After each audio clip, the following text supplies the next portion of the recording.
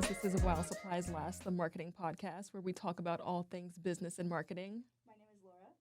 And I'm Gabby. And today we have Howie with us from Sharkmatic Advertising. So, Howie is a philanthropist, he's a businessman. He's been in advertising for over 30 years. Is that right? That's correct. Yes. And he's great. He's everywhere. I say he's everywhere. He's doing everything everywhere all at once. I just left the gym, and my client that owns Anytime Fitness said, "I'm tired of following you on Facebook." He goes, "I'm exhausted just watching your posts." Just every second is a different one. That's good, Right. though, to be everywhere. Look, one, I feel like I'm running out of time.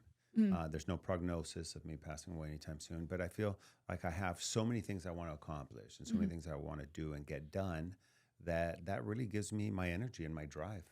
Yeah. And I think what really keeps you motivated to do everything is really what it's about too. Like you want to do these things. You want to be able to accomplish these things. So that's why you have a lot going on all the time. Yeah, and also, I mean, I know there's a term for it called FOMO, fear of missing out, Mm-hmm. but I've been doing this since before we had that term. So Yeah. I You had didn't even- FOMO I before didn't- FOMO. Yeah, exactly. I didn't even know it was a thing. Yeah. Can you give our audience a little bit more of an introduction to who you are and what you do? As I was getting my job interviews right before graduation, I got a happenstance interview with the chairman and CEO of Citicorp Venture Capital. And it wasn't because I was so smart or had great connections, but it turns out that he was the friend of a friend's dad.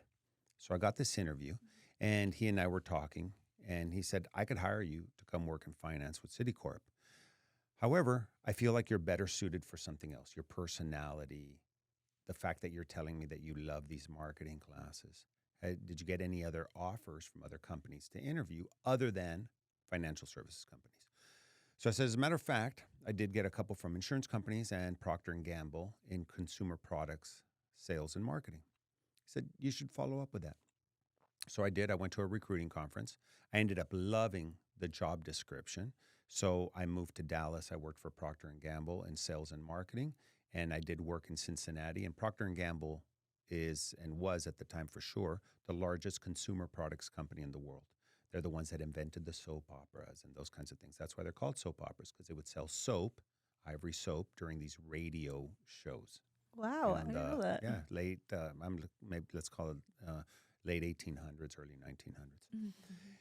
And I loved it. Then I went to work for an international ad agency that handled Procter & Gamble business. Then I spent 2 years there. Still loved marketing, forgot all about finance. And then when I was in my mid-20s, I knew everything.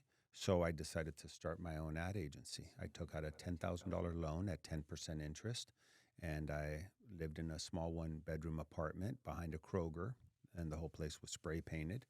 And I got started with business, and it was really networking and the right mentors helping me in marketing that now, if I fast forward to today, I've owned my ad agency off and on for 3.5 decades.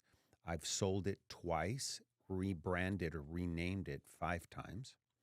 And then I've been a partner in at least 25 other businesses, some related to marketing, some not. I had a meal prep company, a moving company, had a video production company, I had a direct mail company, a T-shirt, silk screening and embroidery company, and a whole bunch of other things that I had no business being in business doing. But, I was a serial entrepreneur, really loved it.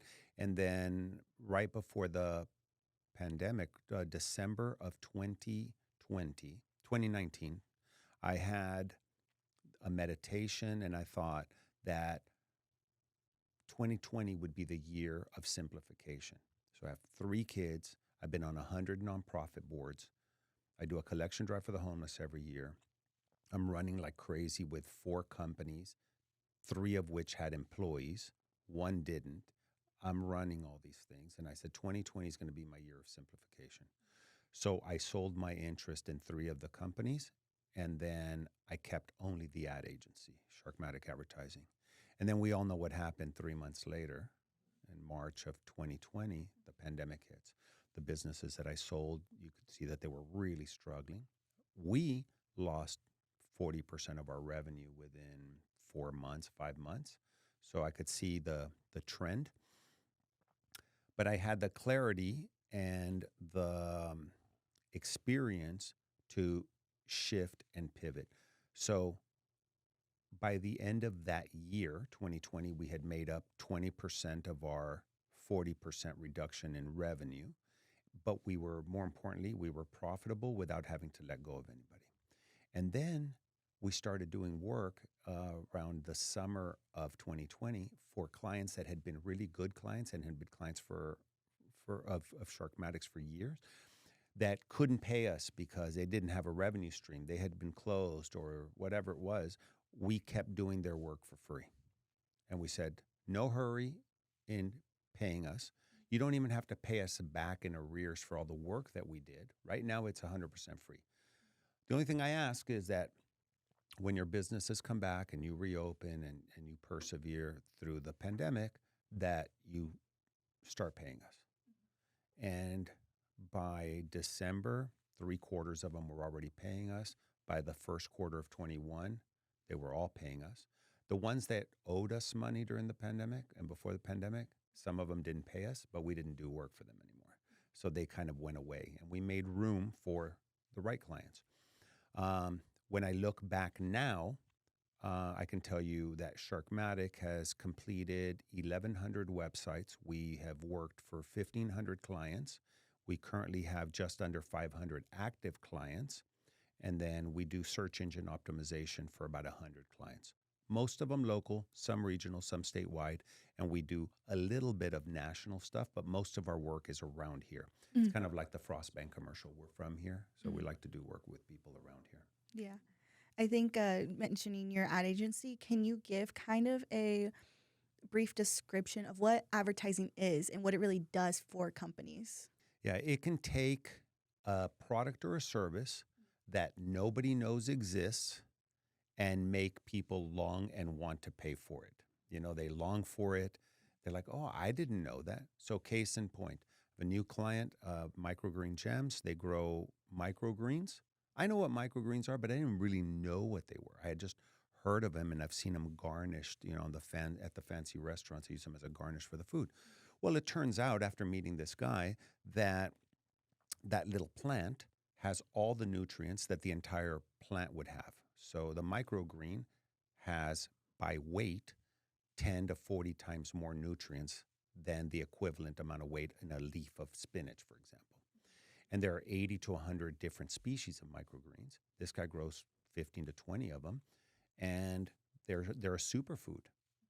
So like, wow, I'm all in. So now I've mentioned it just since last Thursday to 10 friends, clients, restaurant owners, chefs, my trainer. I want microgreens. I need them. I want them. So now I'm putting them together. And, you know, he picked up a dozen clients, all by getting the word out. Now that's word of mouth. So I can only talk to a certain number of people, right? But now we're going to build them a website. We're going to do search engine optimization. We're going to get more eyeballs of people that don't know he exists onto a site. And then they're going to be like, oh my God, I need that. I want that. And there's going to be keywords there. For example, iron deficiency, pre-diabetic, those kinds of things that this can help with. And that's really the thing. Look, as much networking as I go out and do, I have 10,000 contacts of people that I know on a first name basis on my phone. So I know a lot of people.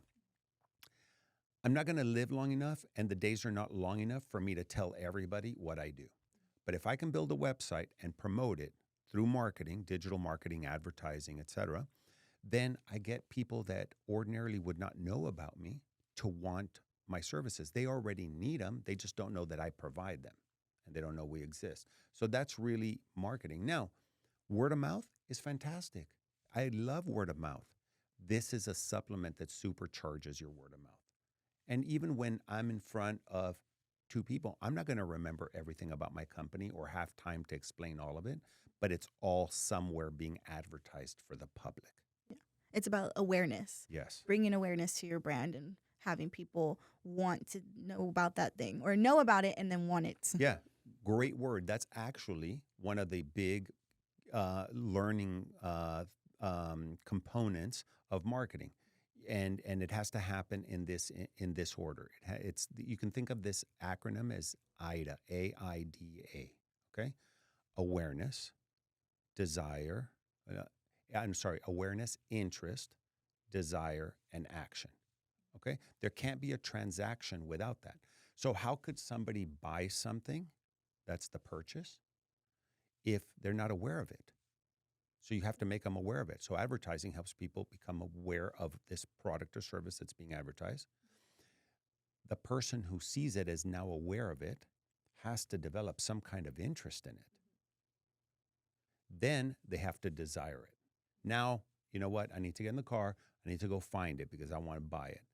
And then action. That's the purchase. So AIDA, awareness, interest, desire, and action. Yeah. And that makes sense when you think about it too.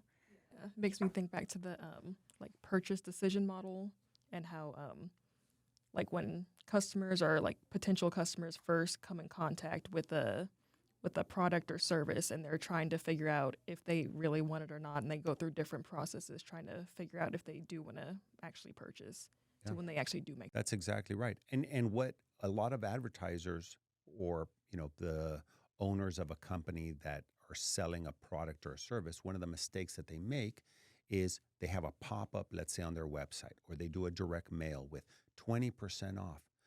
That's okay if somebody already is aware of what you're doing and they have an interest and a desire, then they can, but if they don't know about your product and you lead with that, it's not going to resonate and people are not going to take action because they don't know what it is yet. Yeah. They're not going to use a coupon for something they don't even know what they're going to use it for, which is true. And I think about that whenever, like, I'm shopping online or something like that. I don't know about this thing until I find it on an ad. And I'm like, oh, I want that shirt really bad now. And then I go to the website and then all that. So really thinking about our buying process as a consumer helps translate into businesses. And when you own one, when you're an entrepreneur, you think about that view also. Right. And what a lot of consumers don't realize is that there are so many avenues of advertising. My kids are all advertised to all the time, and they don't recognize that it's advertising because it might be a social media influencer wearing something, and then there's a link to where it's sold, and then they're like, oh my God, Dad, I need to get this because so-and-so was wearing it and whatever. And sure enough, it's a funnel. Yeah. Mm-hmm. Yep. Or like the advertisements in movies are like subtle. It's like product placement. Yeah, product placement. So this watch it was used in a couple movies. It's a Panerai, and Sylvester Stallone and somebody else used it in movies, and that's how people know about it. I didn't know about it until afterwards, but people are like, oh my God, that's a Panerai, that's a Daylight Just whatever, and they used it in this movie. Sure enough, I go look for it, and it's true. But that's why people buy certain cars. That's why people buy certain dresses. That's why people buy certain sunglasses, because they saw them. I mean, if you look at the movie Top Gun, the original one that came out, a lot of people went and bought those Ray-Ban Aviators. I mean, it became the #1 selling sunglass for Ray-Ban, that style. Yeah. There's different methods on how to introduce your product or service. Right. It's funny. I kind of think of Mean Girls because all the girls in the school were obsessed with Regina George. Like, Regina George has this, so I need this. Yes. That's right. Excuse me. All right. But what would you say are some common misconceptions surrounded by advertising? Let's look at it from the business owner's perspective, not the owner of an ad agency, but a business owner that wants and needs to promote their business, okay? So one of the mistakes that I think that they make is that they don't advertise and market all the time. I tell clients that the time to advertise is when you don't need customers. So people think like, well, I'm only going to advertise when I need customers. But then when they don't have customers, guess what else they don't have? Money. Because they have to pay the rent and they have to pay their salaries of the staff and they have to pay all the other fees and materials associated with their business. Guess what? They don't have money for advertising. And they're like, well, how am I going to get clients if I don't have any money? Well, it's that chicken or the egg thing. It's got to be a line item in your budget that you're going to spend a certain amount of money on advertising, whether you have revenue or you don't. Go get a loan. Because a business that doesn't advertise, I can only equate it to something like running a car without gasoline. It goes in one direction and that's downhill, or like winking at somebody in the dark. You know what you're doing, but nobody else does. So if you know exactly what you're doing and you're not getting it out there through marketing, it doesn't really matter how good of a transmission shop you are. If nobody knows about it, nobody's taking their car there, and you're going to get no business. So one is advertise all the time. Whether you need clients or you don't need clients, just you should always be advertising and marketing. Another mistake that business owners make is, well, I'm just going to use all the free stuff. So I'll set up my own LinkedIn, my own social media accounts on Facebook, and then I'm going to put up 10% off, 20% off. Then I'm going to do all this stuff and bombard people. One, nobody cares. Number two, the algorithm is not going to help you. And if you're not giving them a compelling reason to like and follow your social, it's not going to get in front of enough eyeballs. And then they're going to ask you to pay per click, paid social, Google searches, paid, etc. That's, while it's not a silver bullet, that's paid advertising. I'm not saying it doesn't work. That's good. But it should just be one of the things you use in your arsenal. Social, paid and free, Google, search engine optimization, email blasts, depending on the kind of business you're in, billboard, radio, television, print, they're direct mail. There's a whole bunch of avenues, and I understand why business owners are reluctant, especially new entrepreneurs, to spend money on advertising because they don't believe that there's going to be a return on investment.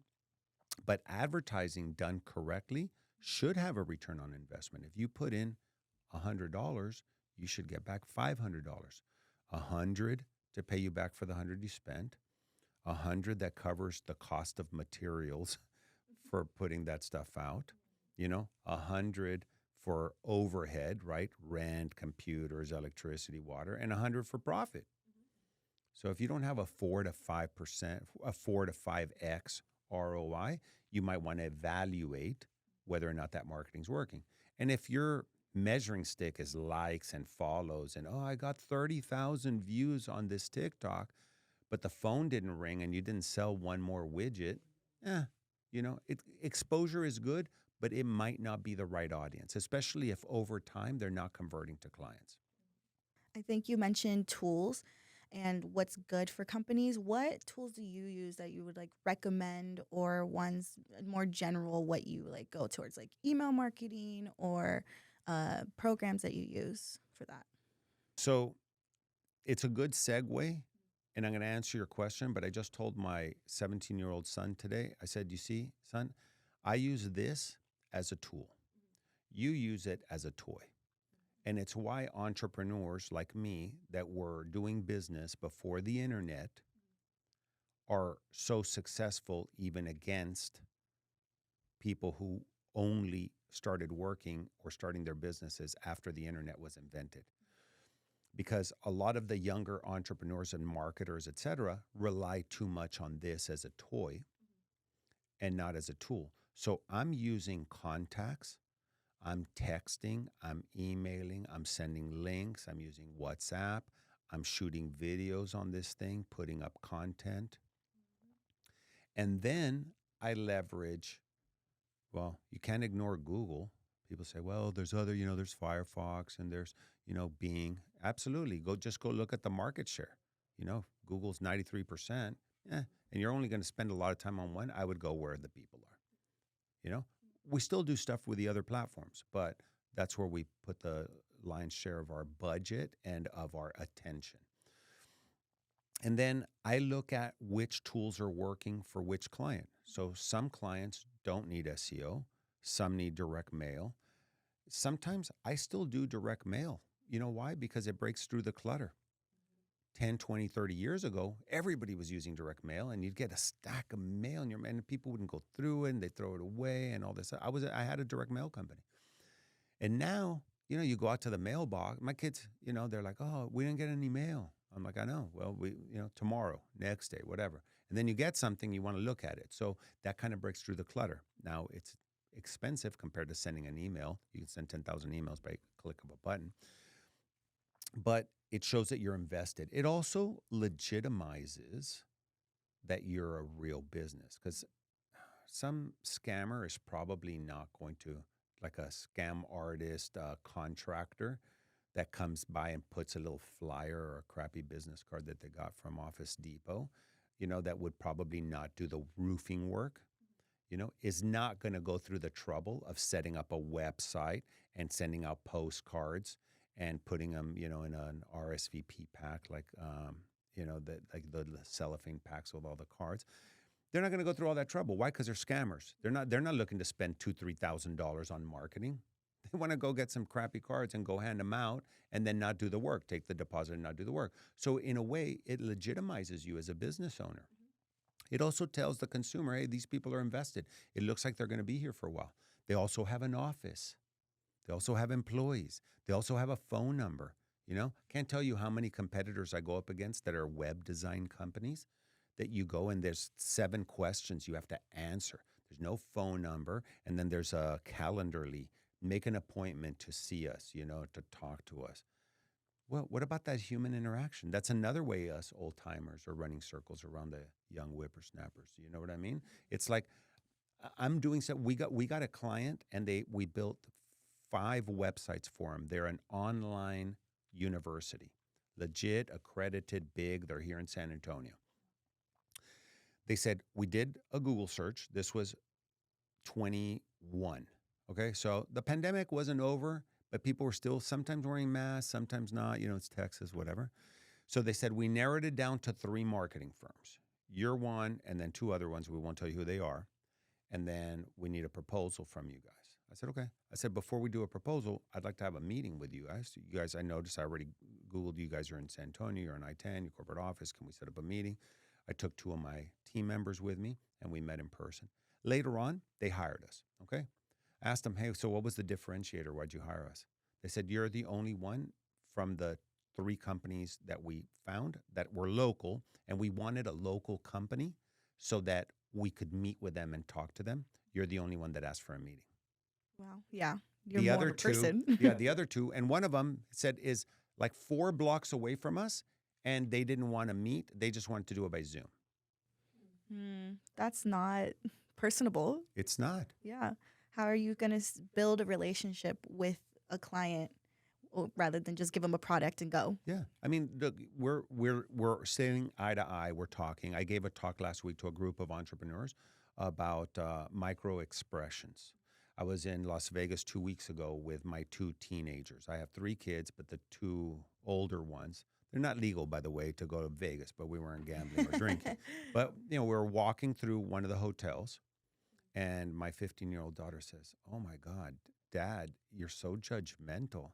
And then my 17-year-old goes, oh, I know, totally. Did you see how he's at? I'm like, hey, wait, are you all talking about me? Yeah, Dad, you. I go, I didn't say anything. Dad, we saw the way you're looking at the way that people are dressed or when they're walking by and all that stuff. And it's absolutely true. Micro expressions, I'm looking like, I do that kind of thing. And, that says something. That says, I'm looking at how they're dressed.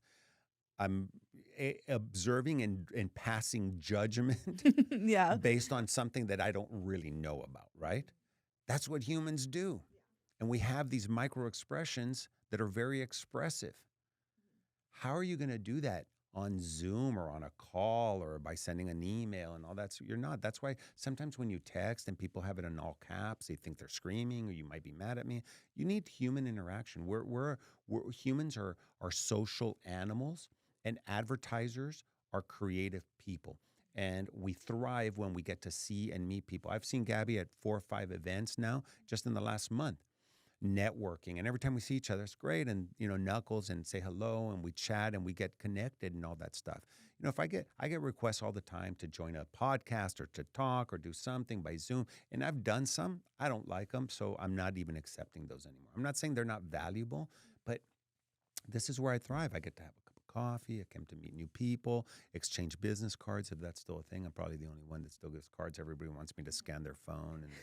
And We still QR have code cards. and tap here and then, whatever. Yeah. Yeah. But there's something about getting something physical and tangible, and then you have it in your pocket, and then you get home, you take it out, and you're whatever, and you're like, oh yeah, that's right. And you take a picture, then I send it to my office, and they scan, and then I still have it. Or I like the texture, and then that says something about them. Oh wow, what is this? This is like a silk feeling card, yeah. or sort of raised or whatever. It's like, wow, they care about their image, they care about their branding, they care, you know. Yeah, and that reminds me, one time we got a metal business card, and we always talk about it now. We're like, whoa, that was so cool. Like, it's I just still have that one. You I keep it do? in my wallet. Yes, look at that. Yeah. So there's a book that was written by, oh man, come on, Howie. The book is called Purple Cow by Seth Godin. Okay? Okay, Purple I've Cow. heard of it. Yeah. So Seth Godin is awesome. Look, first of all, he's very smart. He's a great marketer. He wrote a blog every day for 8 or 10 years. I mean, that was even before it was super popular. And he was writing every day. He would write. Okay. So and when you look at him, he's memorable. He has these cool glasses, red rims, sometimes whatever. He's like the short guy with kind of like, he has this kind of goofy, cool persona. Mm-hmm. So this book is called Purple Cow. No spoiler alert, but I'll bottom line it for you guys. He and his wife and another couple are vacationing in London, and they decide they're going to go to the suburbs of England. And they see these rolling hills outside of London with white picket fence and fog rolling and these beautiful cows just grazing on the pasture. And they take pictures. They're taking pictures. They stop and they're like, oh my God, this is so beautiful. Anyway, then 5 minutes later, they see more cows, more fog, more fence, more rolling hillsides. And then they look and they're like, oh my God, that's so nice. And then they see it again 5-10 minutes later, and nobody gives a shit at that point. Nobody cares. And so when they get back to the United States, they have their pictures developed. Let's call it the old days, before, when you had to go to Walmart or wherever, H-E-B, Yeah. to get your photos developed. And they're flipping through the pictures. And they see the pictures of the cows and the fog, whatever. And like, oh my God, remember when we were so excited when we first saw it because it was so beautiful? And now we don't care. Even 10 minutes later, they didn't care when it was really happening. So he said, that's people's marketing. You copy and paste and you see what everybody else is doing and you do the same stuff. You get clip art and video clips, and you use language that you might develop on AI, and it all sounds the same. And you expect that the consumers are going to care about your message? He said, your marketing should be a purple cow. He goes, because I promise you that if we were driving around and we kept seeing cows and hillsides and fog and fences, and then we came upon one purple cow, we would have all taken pictures with it. We would have been talking about it for years to come. And when we got back to the United States, we'd be telling everybody, how was your trip to England? Oh my God, it was great. You're not going to believe this. I have a picture of a purple cow. What? They have purple cows? Oh, I don't know if they have purple. They have one purple cow, There's one. and we saw it, and we got a picture with it, and oh my God, it was so amazing. You're going to talk about it for years. You're still holding on to that metal business card. You're still talking about it now. Yeah. That's remarkable. Mm-hmm. That's a purple cow. Mm-hmm. If not, it's all the same. It's homogenous, and nobody cares. They care right now, but later on, not memorable. There has to be some differentiation that really sticks out because there's so Right. much going on, so much advertising, and so much businesses doing not the same thing, but along the same lines. Absolutely. There's a lot of competition, a lot of messaging. Think about all the platforms that weren't around 5 or 10 years ago. Now, GPS gives you ads, texting ads, video, YouTube, unless you get YouTube Premium, which I think I overpay for that, by the way. I think it's, I'm like, wait a I'm second. on the family plan. I know. Now I'm like, wait a second. $10 a month, that's absurd. Right? I Or know, I know. $12 or $13.99. We're so used to free, right? Google, Yeah. Amazon ruined us. They're like, Dad, I need the, is it free delivery? No, Dad, it's only $3.99. No, I want free. No, free. You know? I don't care if I Yeah. pay twice as much, but I want free delivery. It's like, well, I want free parking, I want free delivery. As long as it's there on the words. Right. But you see what I'm saying? We get bombarded. I don't know the numbers, and I don't really care about the numbers. but it's thousands of images and ads daily or weekly or monthly or whatever. So to your point, how are you going to differentiate? You only have a limited budget. You got to get your oil change special out there for $29.99. How are you going to make it different? How are people going to remember it? How is it going to be remarkable? How are it going to be remarkable doesn't mean like rich or fancy. It just means people will remark about it, make words, talk about it. You know, if I drive by and I see that, the dealership, instead of $99 for an oil change or how much ever they normally charge, they're doing it for $39. Guess what? Now I'm not going to take it to a little oil change place because I can go to the dealership and get it for $39.99. And then if they tell me, hey, by the way, we saw that the alignment was off. We did this. We also rotated your tires. I'm like, woo, that's so nice. And they give me a ride back to my house, and then they'll pick me up, and they'll what? I'm Yeah. like, wow, that's worth remarking about. Then when my wife says, oh, I'm going to just stop at the little lube place down the street, I go, no. You go to the dealership Yeah. because now I'm remarking about it. I had such a great experience there. Mhm. And we experience that in everyday life too. Talking about successful stuff and campaigns. So, is there any successful campaigns that you can talk about and what you think made them work well? Okay. I can definitely give you some that I know why they worked well, Mhm. but I'll tell you kind of a funny one, and then maybe we move on to another one. So we had a client that manufactured doors. Okay, they had this machine that you put the wood in there, and it shaves both sides, and it creates these doors. Okay, and then the wood shavings, they would sweep them up and save them because they were usually pine wood shavings. So I didn't know this, but horses like to sleep on pine shavings, like really like the horse farms with expensive horses and race horses and all that stuff. Instead of just letting them lay down on hay or whatever it They're is, particular. yeah, exactly. They put down pine shavings. I don't know if it's therapeutic for them. I don't know if they like it, whatever. So anyway, we pick up a client that provides, among many other things, horse bedding and these bags with pine shavings in them. I'm like, oh my God, you're not going to believe this. We have a client that does pine shavings. They're like, oh, who is it? So and so. And I'm like, yeah. They're like, that's who we buy some from. I'm like, oh, no kidding. I'm like, Yeah. that's great. So then I tell that client, I'm like, oh, what a cool coincidence. They're like, yeah. So what kind of things do you do for the door company, marketing wise? I said, oh, well, we do website design, search engine optimization, et cetera. They said, oh, yeah, I don't know if we need search engine optimization. I don't even know if we really need a website. I go, look, everybody needs a website because somebody, in the old days, you'd want to meet with somebody and you do business on a handshake. Now people want to go see your web presence, and then they decide based on your reviews and other things if they want to do business with you. Okay, so we did a website for them. I go, what about search engine optimization? Nah, all of there's only, I don't know, 50 or 100 horse farms across the country, and we contact them all. And we send them samples, and they know about us and whatever. I go, that's fine. But I go, look, they change employees. They don't know. Sometimes there's this. I go, you tell me you hit every single horse farm? Well, we hit the ones that we know of, that whatever. I go, how do you find them? They said, well, actually, we do go like on Google and we search. I'm like, okay, well, Yeah. he says, okay, you convince me. Go ahead and do it. So we do SEO. Their traffic goes from, call it, I don't remember the exact numbers, but let's say 50 or 100 unique visitors per month to 250, 300 unique visitors to like almost 1,000 uniques. So after about a year, I get a call from one of my employees. Hey, this company is canceling SEO. I'm like, why? They're kicking Yeah. they went from like 50 unique visitors to over 1,000 every single month.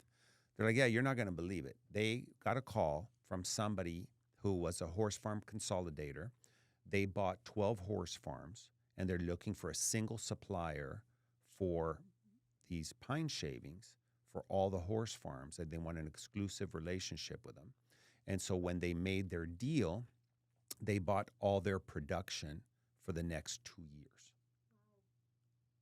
So I call the client. I go, hey, man. I go, what's going on? He goes, oh, yeah. I go, I heard that SEO worked. He goes, I'm so sorry. I'm canceling. But if you want, I'll pay you for the next 2 years but we don't want to advertise. It's just because we're not going to have any more product. Wow. I was like, well, I appreciate that. But no, you don't have to pay me for a service we're not providing. Yeah. It was one customer, the right customer at the right time. Of course, my client had the right product. And they sent samples, they tested it, they liked it, they bought some, they bought a truckload. Then all the trainers said, we love it. We need to roll this out to all the farms that we have and whatever. And then they bought all their production. Make a long story short, they ended up buying that division from this company, and the company sold out to them. Yeah. So now, why did it work? Because we're out there. You know what I mean? Because the client is out there and exposed. Now, does that happen often? It doesn't happen often. But you know what happens very often is that clients will tell me. I ask them, how did you find your customers? They said they found us on Google. Mm-hmm. Yeah. Google. Yeah, Google. Everyone uses and that's SEO, And now there's optimization for mobile, for voice, for other ways of doing it. We optimize in Spanish for some clients. And I'll tell you, not to give away all my secrets, but it's amazing how few companies, even big companies, don't optimize in Spanish. So they're losing 5 to 10% of the audience in Central Texas and probably 40% of the population in South Texas by not optimizing in Spanish. Yeah. And that is surprising that even big companies aren't catering towards that. Right. Especially with what the business they could get from that, especially. Right. So there's ways of segmenting in marketing, and most unsophisticated advertisers, smaller clients, they don't have the budget, they don't have the experience, their agency doesn't know how to do it, and they don't segment. But I wouldn't use the same messaging to advertise to you or to Gabby or to me. You have to segment your marketing and design it specifically for an ideal audience, an ideal customer. Not everybody with money is your customer because not everybody wants to buy what you have to sell. So you start to look to see who's buying your product. Do you find any similarities among them? Really? That might be a good clue that that's your ideal audience. And then you start asking, what kinds of things appeal to them? What kind of pictures should I use? What kind of video? What kind of language? If most of your customers have PhDs, you probably don't want to talk at a 5th grade level to them. Mm-hmm. Yeah, it's really important to know who you're even trying to target to because you don't know, like, if something, like you said, using the wrong kind of talking or not talking, Yeah, the wrong words, the wrong language, Yeah. the wrong tone. Yeah, it's really important. And I think a lot of companies need to know that, especially starting out. Because when you're starting out, I feel like everyone's really ambitious and being like, I want to cater to everyone. But sometimes that doesn't work. Right. And we kind of start over every time there's a big market reset. So there were tech bubble bursts, Y2K, housing bubble burst, 2008, the pandemic. All those are opportunities to restart and reevaluate your business. If you look at restaurants, most of them weren't prepared for takeout and delivery pre-pandemic. And then some of them that pivoted quickly and marketed properly grew through the pandemic. And they expanded through the pandemic while others closed their doors because they didn't adapt, because they didn't learn how to market and communicate what they're actually doing. And just because you're mixing up margarita batches and you have them there and you put it up on your personal social media and your friends and your tia came over to get some, that's not remarkable enough. Everybody and their mother was doing margaritas. Then you have Taco Cabana doing $2 frozen margaritas, 30 flavors, drive-through, and then their drive-through is full. And you can say, well, it's because they have money and they're a big company. Okay, so let's say that that's the truth. What are you going to do about it? Are you going to just shut your doors? Are you going to go out there and stand, with a sandwich sign in front of Taco Cabana and saying, I have better margaritas? Yeah, that kind of reminds me of like curbside, of how much it grew. So during the pandemic, I was working in retail, and that retail store didn't have curbside before. And then once everything happened, curbside became really prominent because that was kind of the only option for shopping at that point. And now you still see it. It's still sticking around. And it's still like Target. Target still uses it, and it's very Right. prominent still to this day. Yeah. Walmart grew their online sales by more than $1 billion a year during the pandemic. And it wasn't just organic. It wasn't, oh, well, now people aren't going to the store, so they want to buy online. They actually hired a president of the online only division, and they did a lot of things to grow that business, including matching or beating Amazon, including having options for curbside, like you said, in the Yeah. store. A lot of the things that Amazon can't do. Delivery, but with installation, because they have real people on the ground, boots on the ground, you know. So again, those are examples of pivots, and those are big companies. But I can tell you examples of small companies that had one pizza shop that expanded to 3 or 4 during the pandemic, because a lot of people like pizza and they wanted delivery and they wanted pickup, and they were, you know, not big fans of the traditional big pizza delivery companies that are old and tired and don't really care. But you know, gourmet stuff. The big market for white glove service for high end things, you know, especially now with inflation and prices being high. Why not provide an even better experience and an even better product, top notch? If you're going to charge a high price for something, make it outstanding, make it extraordinary, make it the best that anybody's ever had. Yeah. I think in these days, are there any major trends in advertising specifically that you see today? There are trends, there are always trends, and there are patterns. Mhm. And then there are things that work that stop working, that later on when we try them again, they work again. I think the idea is look at what's working for a particular audience. So what works for me are texts and phone calls. What doesn't work for me are emails.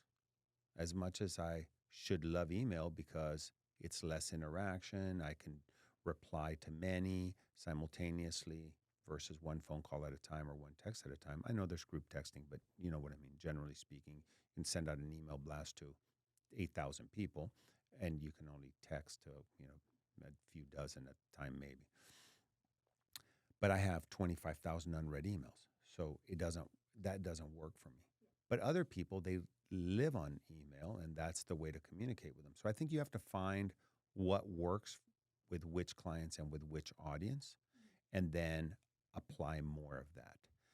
But you can't do everything because nobody has enough time and money to do everything. So try to find 1 or 2 things that you do really well. So pick 1 or 2 social media platforms that you're going to really do well in, really that you like and that you get results from, instead of being on every platform, copy, paste, and use some software that'll post all of them simultaneously, because then you're diluting your message. And again, most people don't care. And it's not really remarkable. I mean, like, are you promoting something great? Today, I took a tour of maybe 15 people at the Children's Rehabilitation Institute, and I posted, and I tagged the people that were there, and then I talked about what the Children's Rehabilitation stuff does for children with disabilities, and there was a call to action: message me or join us on the next tour. And then I put the date of the next tour on the post. And then I already got a few people like, put me down for next month. There's a call to action. There's a logical next step versus like, hey, look what I ate today, Yeah. you know? Yeah. And then they don't put what restaurant you're at. You don't put what you ordered. Yeah. That's more personable. That's more, I'm not personable, personal. Yes. That's more like for your personal Right. stuff. If you want to grow a business, you have to have something there for people to even want to look at. Yeah. And you mentioned like putting the same thing on like every social media account. What about those people that follow you on other ones? They're seeing the same thing over and That's over correct. again. That's They're correct. not And gonna- I'm guilty as charged, by the way. Sometimes I'm lazy and I put the same thing. But sometimes I'll keep things off of LinkedIn because they're not business. And then I do a business spin on the same post when I put it on LinkedIn, and I talk about how important it is to communicate and connect with your clients. And then I put that on LinkedIn. But on Facebook, it might be different. On Instagram, it might be less text, but more pictures and a couple of videos. Yeah, I think even like those posts, like if you're having a sale and you say you put the same caption on this one and this one, even changing it up can still have a better effect than just copy and pasting. Right. So, in terms of trends, look for old school ways to advertise and market, and then blend them in some way with new school ways. But don't dismiss all the old school ways because some of them are still working. In terms of trends, things change so fast that I don't know that there's anything quote unquote trending, but certainly having influencers or using the model of what national influencers do for national brands and localizing it is actually pretty cool to do and gets results because there's people that are local that are well known. They might be on the news, they might be local celebs, they might be whatever it happens to be. And then if they endorse your product or your service or they use it, then other people see that and they're like, oh, I want some of that. Yeah, I think of those. Have you seen the San Antonio kind of influencers? They are local to San Antonio and they go to different like restaurants and stuff like that. Yeah, the guy that wears the lucha mask. Oh, I've seen him. But those Yeah. are I found a lot of businesses through people like that. Right. Yeah, and it worked. I did go to a lot Yeah. of restaurants. Hey, by the way, I don't know if you know this. I don't know if he's an influencer, but he should be. Is the Texas Bushman, the guy that like scares people? I've seen that one. Yeah. So he scares people by dressing up like a bush, and then he sits in a big pot, and he sits there, and as people are walking by, he goes, "Rah," and he's dressed like a bush, like like those hunting outfits that people wear, like so that the deer Yeah, don't recognize the them, ghillie whatever. suits kind of Ghillie thing. suits. That's Yeah. what they're called. And then so he does that, and then he moved. I think during the pandemic, he moved to San Antonio. So now he does it on the Riverwalk. Yeah, I've Okay. seen So those. you just go look Texas Bushman Riverwalk. Oh my God, they're hilarious. Yeah. I mean, he'd be a great influencer. He's getting thousands of views. Yeah. Has anybody fallen into the river yet? I think I saw one where somebody dropped the phone, and I think he said something like, "That's going to cost me $300." Oh I don't know my if it fell in the gosh. water, but I think it fell and broke. Man. But I have seen those. My dad showed them to me the other day, actually. It was really funny. Remarkable marketing. Yep. I showed them to my kids. I showed them to my staff. Well, now I'm gonna go look him up after this. Right. So you mentioned a lot that you do, and you have a lot of knowledge. What really keeps you motivated? There are two things that motivate me in marketing and advertising. One is that I get to help small and new entrepreneurs grow their businesses. And then I get to keep and work with some big businesses like Washtub. I've done work for Methodist and other big companies.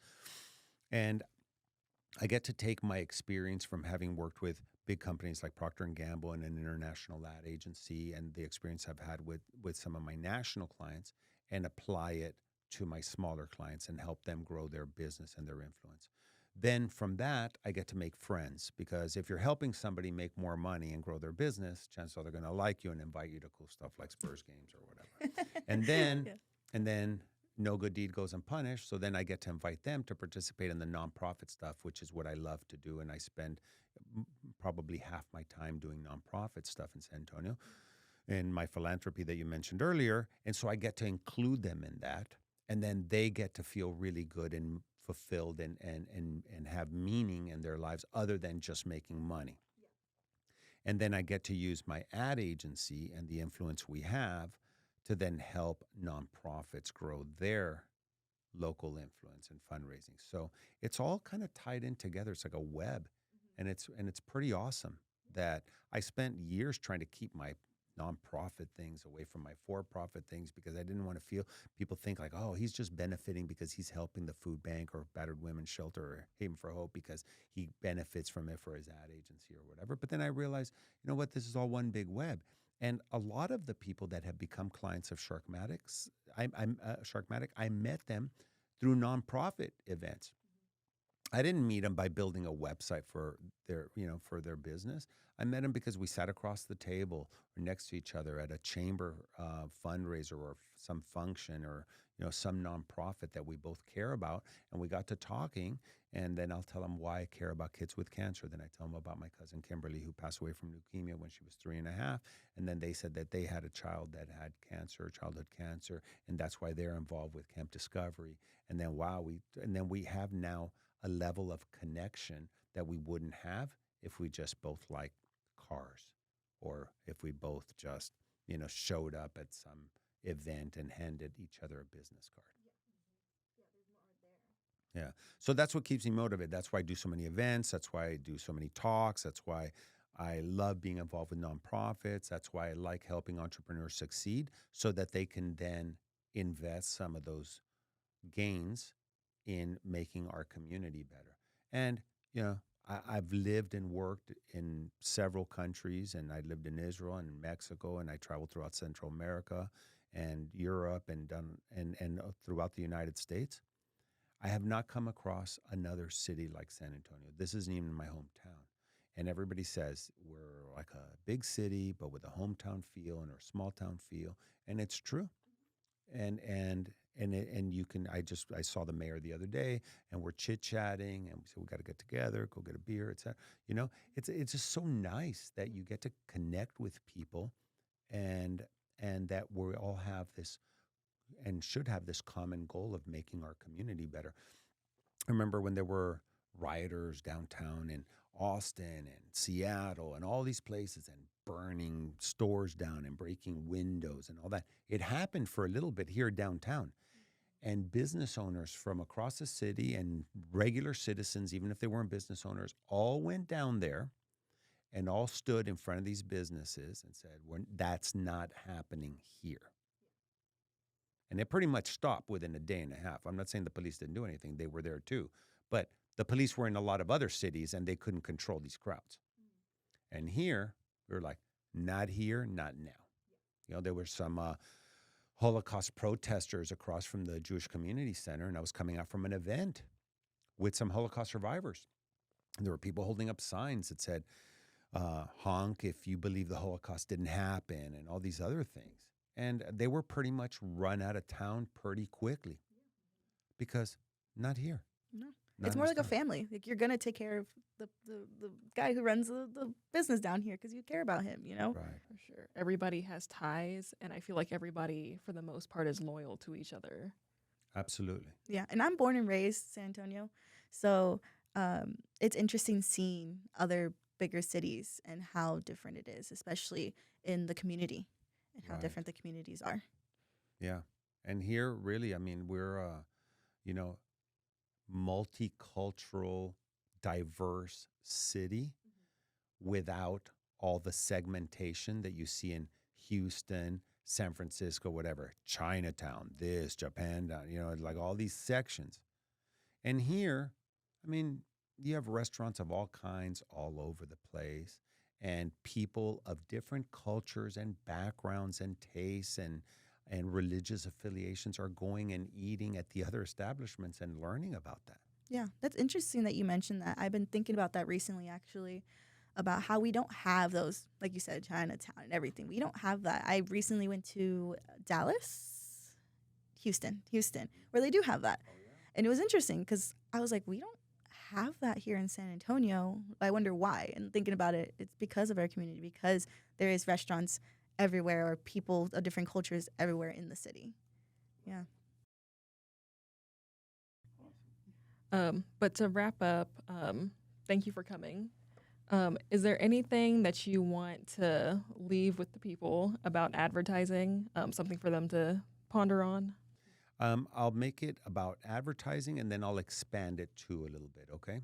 So if you want, we talked about, the purple cow and being your marketing should be remarkable.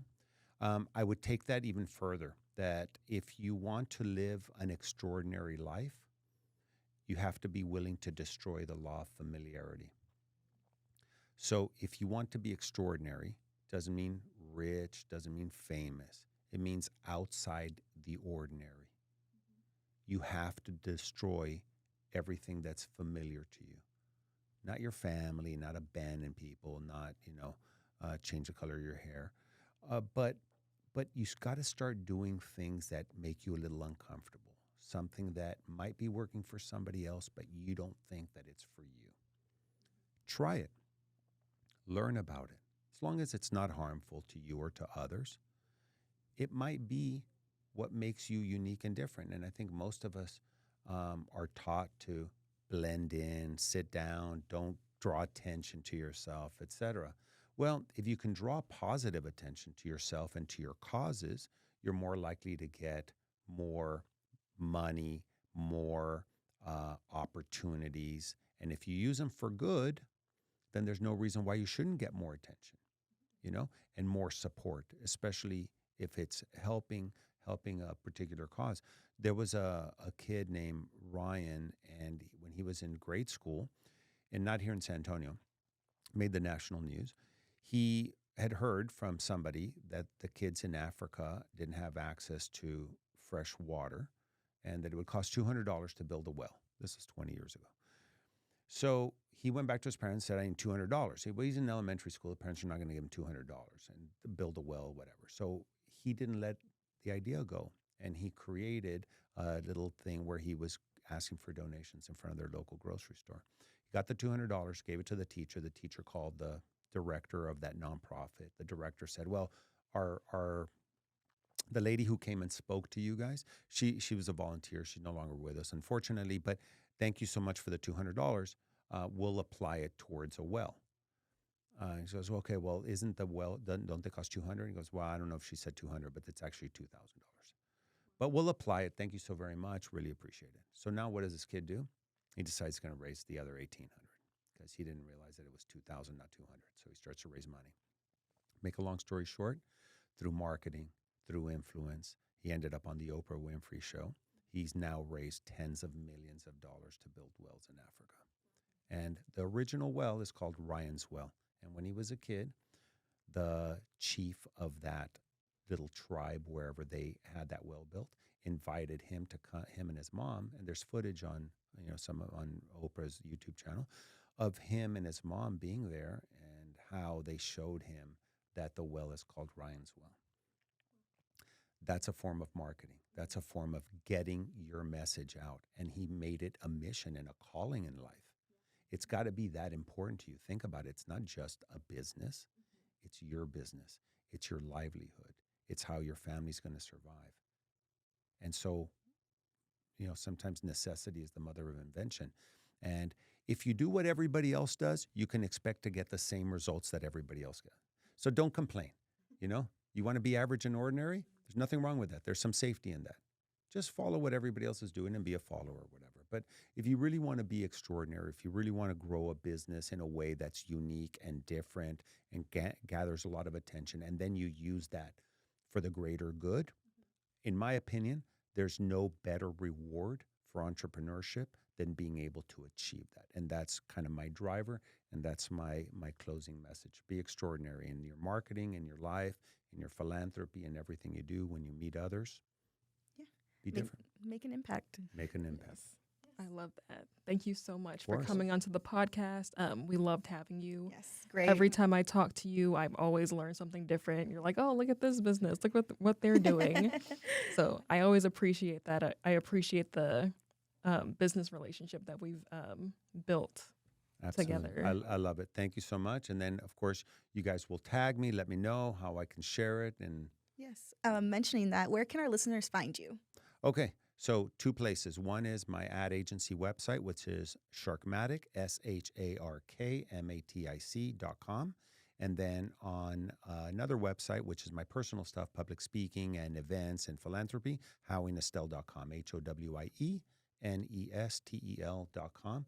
And then I'm on a lot of social media platforms. And so you Google Sharkmatic or Google Howie Nestel, and you should find something good. Hopefully. My kids will tell me, like, oh my God, Dad only got like 130 views. I'm like, wait a second, I got 130 views? Like, well, that's freaking awesome. That's 130 you didn't have before. Exactly. True. But yeah, thank you again. Once again, this is While Supplies Last, the marketing podcast. We're also with Peachtree Rose Marketing. You can find us on LinkedIn, Instagram, TikTok, and Facebook. And then you can also visit our website, peachtreerosemarketing.com, to learn more. But all right, thank you guys. Yeah, thank you. And thank you again, Oh, Howie. it's my pleasure. Thank you all for having me. This Yeah, is of awesome. course. Sorry, have a good day. Bye. Bye.